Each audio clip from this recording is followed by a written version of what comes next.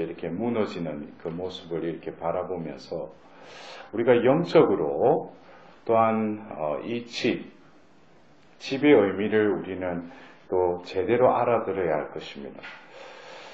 오늘 우리가 들었던 일독서의 이사야서의 그 말씀, 우리에게는 견고한 성읍이 있네. 그분께서 우리를 보호하시려고 성벽과 보루를 세우셨네. 우리는 이 말씀을 어쩌면 우리가 살아가면서 나를 또 보호할 어떤 성읍을 외부에 이렇게 쌓기 위해서 또 하나님께 나의 성읍이 되어달라고, 하나님께서 나의 피신처가 되어달라고 기도할 수 있지만, 진정한 이 이사야서의 그 견고한 성읍이라는 것이, 이 성읍이라는 이 단어는 성경의 그 창세기 4장에 보면은 카인과 아벨을 낳은 그 두 형제가 결국 카인이 아벨을 죽임으로써 창세기 4장에 카인의 계열들이 성읍을 쌓았다라고 이렇게 나와 있어요. 그것은 성읍이라는 것은 어떤 면에서 적의 그 침범을 막기 위해서 세운 것이기도 하지만 자신을 또 이렇게 드러내는, 과시하는 또 털이기도 하다는 거죠. 원죄를 짓고 나서 그 카인의 계열이 지은 그 성읍이라는 것은 결국 창세기 11장에 가서는 하느님과 대적하기 위해서 무엇을 쌓아요? 바벨탑을 쌓죠. 결국 이 성읍의 의미를 이 바벨탑의 의미로 우리가 받아들인다면 하나님은 그냥 외부에 나를 보호해주는 성읍으로 하나님을 나에게 모시려고 하지만 그것은 결국은 뭐겠어요? 내가 살기 위해서 그 성읍이 되어달라는 거죠. 그래서 우리가 이 히브리인들의 그 사고방식은 주님은 나의 방패, 주님은 나의 피난처라는 표현이 우리가 자칫 어떤 적으로부터 어떤 위협을 받을 때 주님께서 나를 보호하는 방패가 되게 해달라고 기도할 수 있죠. 그러나 히브리식의 어떤 그 기도는 내가 따로 있고 그분이 나를 보호하는 방패요, 나의 피신처가 되어달라는 것이 아니라 내 존재 자체가 뭐예요? 주님이 나의 존재를 차지하셔서 몸소 나를 대신해서 그것을 또 보호해 달라는 의미입니다. 어쩌면 이 말이 이 말인 것 같지만 밖에 있는 것이 아니라 쉽게 말하면은 내 존재로 하나님을 맞아들인다는 거죠. 주님 자신이 내 피난처요, 내 방패이시고 나의 반석이라는 거죠. 이 의미를 우리는 알아들어야 돼요. 어떤 경우에는 나 따로, 나 살기 위해서, 나를 보호하기 위해서 하나님의 그 도우심을 청한다면 아직까지 뭐겠어요? 진정한 내 존재가 주님의 집이 되지 않았다는 거죠.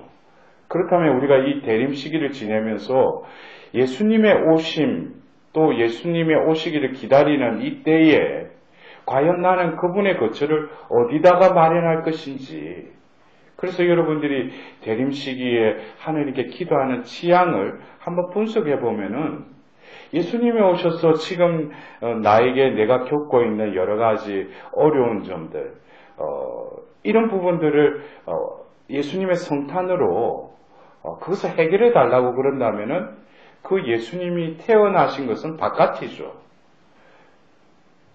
그 의미를 아시겠어요?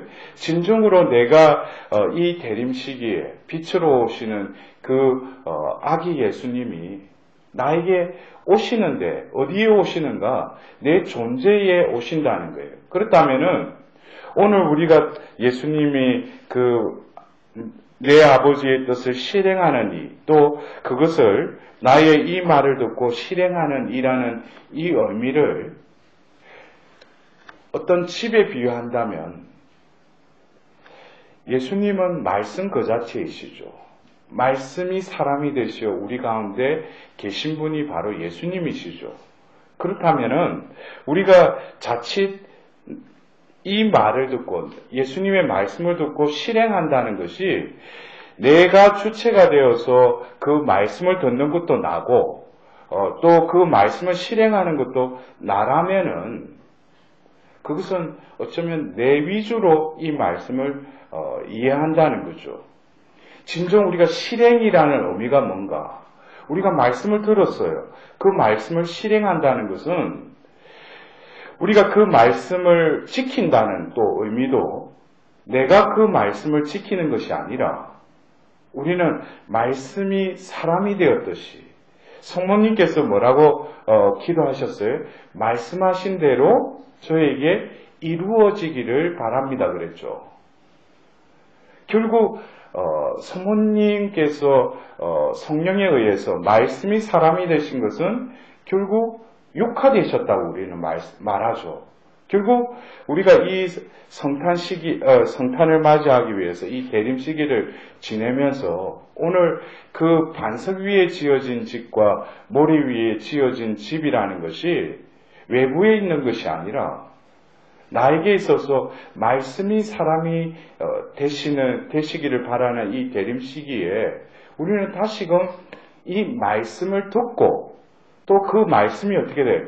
내 안에 육화되고 그리고 그 말씀을 성모님께서 때가 되어서 그 말씀을 이 세상에 내어주셨듯이 출산을 통해서 내어주셨듯이 이 실행의 의미를 나는 그대로 읽고 말씀을 듣는 것도 나고 말씀을 실행하는 것도 내 의지로 실행한다면은 그것은 내 존재는 뭐예요? 그대로 있는 거죠. 우리가 말씀을 묵상한다는 것도 뭐예요? 말씀이 내 안에 스며들기 위해서 내가 훈련하는 거죠. 지성을 통해서 하나님의 빛에 자기 자신을 내어드리고 뭐예요? 그 말씀이 내 안에 스며들 수 있도록. 그렇게 될 때 결국 스며든 그 말씀은 골수를 쪼개는 그 생명으로 나의 존재를 채울 뿐만 아니라 그 입을 통해서 그 행위를 통해서 뭡니까? 그 말씀이 뿜어져 나온다는 거죠. 우리가 오늘 기리는 이 암브로시오 주교는 서방교회의 4대 교부 중에 한 분이시죠. 특별히 이 설교 가르침 이것이 탁월하셨던 분이죠. 그래서 우리가 어쩌면 그 교회 역사에 있어서 하나님의 그 위대한 만남 중에 하나가 뭡니까? 암브로시오 성인과 또 아우스티노 성인이 그 만남을 가지죠. 어쩌면 우리 초대 교회 때 이 가톨릭 교회를 옹호하기 위해서 하나님께서는 다시금 암브로시오 성인을 통해서 아우스티노 성인을 또 이렇게 가톨릭으로 또 이렇게 입교하게끔 개종하게끔 이끄십니다. 결국 이것은 뭐예요? 말씀의 실행이라는 거죠. 오늘 우리가 들었던 그 입당송에도 주님이 그를 지혜와 지식의 영으로 충만하게 하시어 회중 가운데에서 그의 입을 열어주시고 영광의 옷을 입혀주셨다. 결국 우리는 말씀을 듣는다는 것은 결국 뭐겠어요? 말씀이 사람이 된다는 것은 우리가 성경을 읽을 때도 여러분들 성경을 읽기 전에 우리가 드리는 기도를 누구에게 드려요?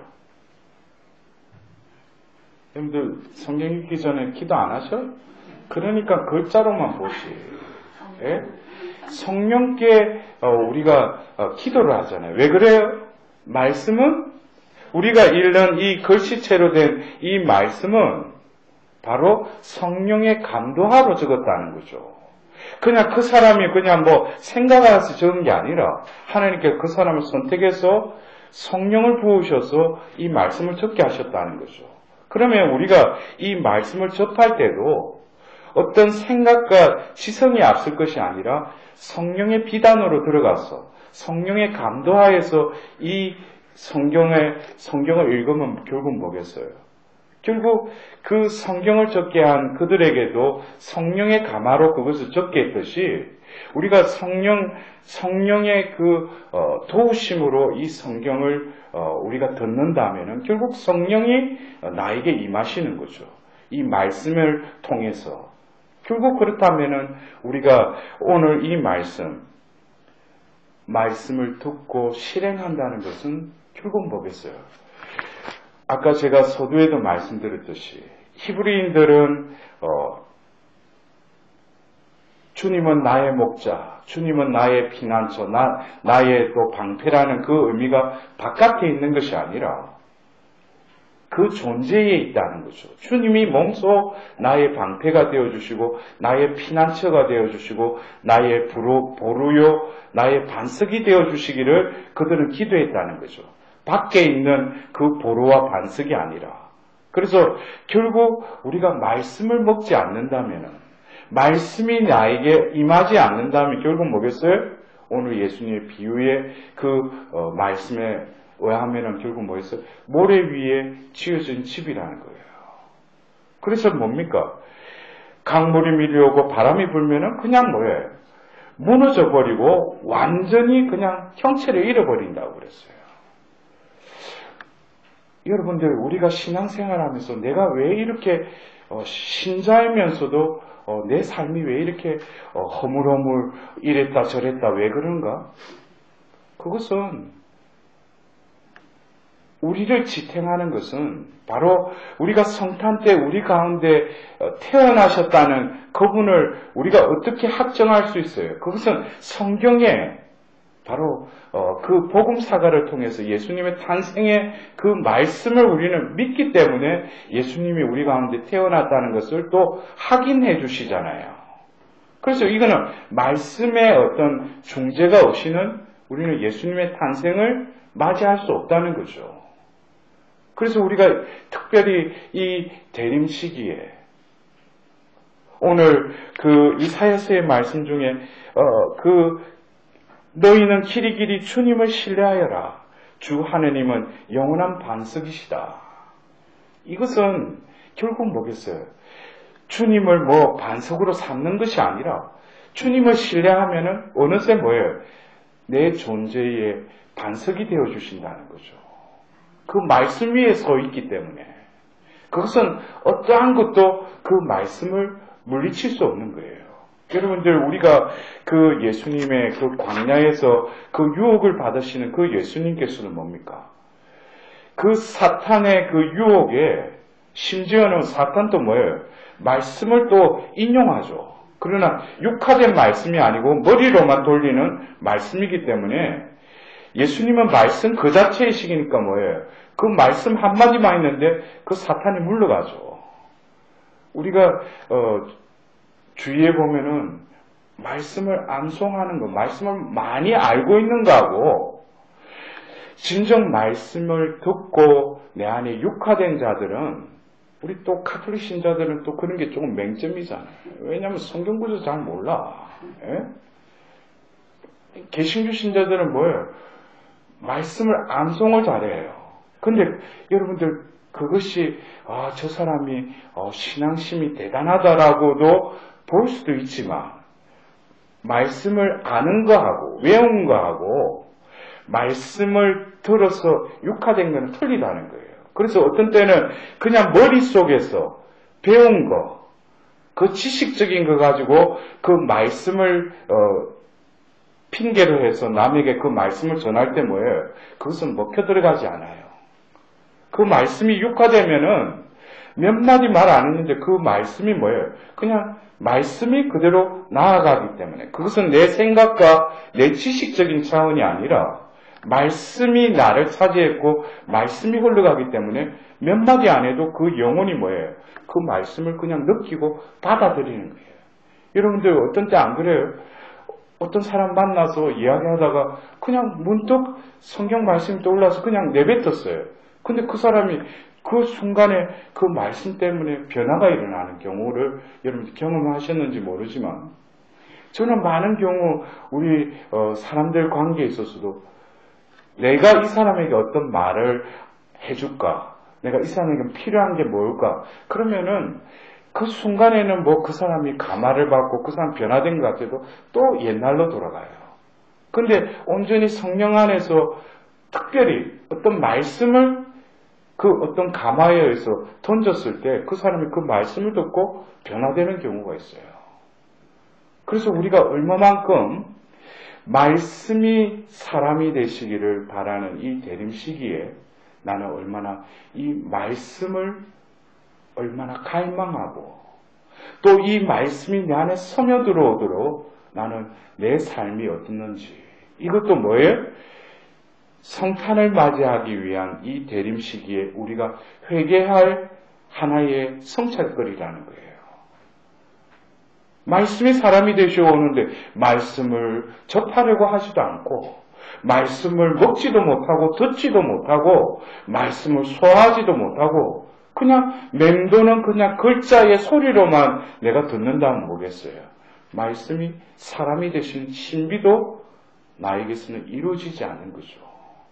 그래서 오늘 우리는 이 카인의 계열이 세운 그 창세기 4장의 그 밖에 있는 성읍이 아니라 몸소 내 안에 그 구유를 마련한다는 것은 바로 2000년 전 예수님이 한 나자렛 처녀에게 그 잉태 소식과 더불어서 때가 되어서 그 마국간에서 그 예수를 낳았다라는 그 말씀이 진정 내 안에 스며들 때 비로소 뭐겠어요?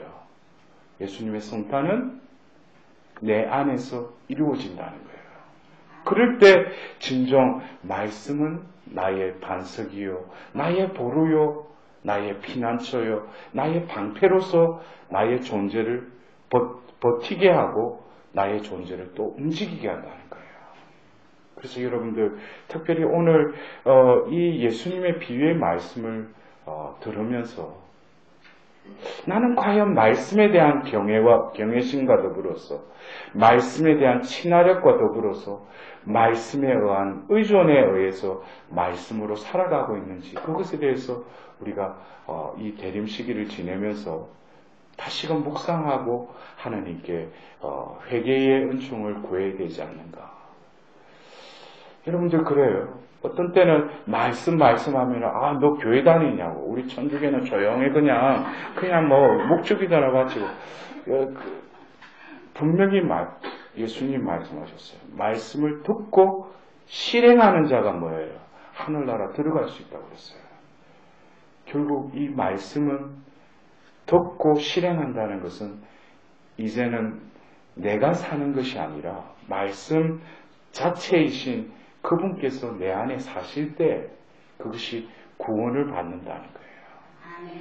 여러분들 존재 안에 뭐가 지금 가득 차 있는지, 지금 성탄을 기다리고 맞이하는 우리들에게 있어서 내 안에 진정 그 성탄의 기쁜 소식의 그 말씀이 내 안에서 용솟음 치고 있는지 내 영혼의 집을 다시금 바라보도록 합시다. 내가 살고 있는, 내가 거주하는 집은 잘 꾸미고 또 더 넓은 평수의 집을 구하려고 안간힘 쓰지만 진정 내 영혼의 그 집은 얼마나 초라하고 비어있는지 그것에 대한 비참함을 내가 느낄 때 하나님께서는 진정 오늘의 말씀을 우리 가운데 육화시키셔서 말씀으로 다시금 나를 경고케 해주시리라 믿습니다.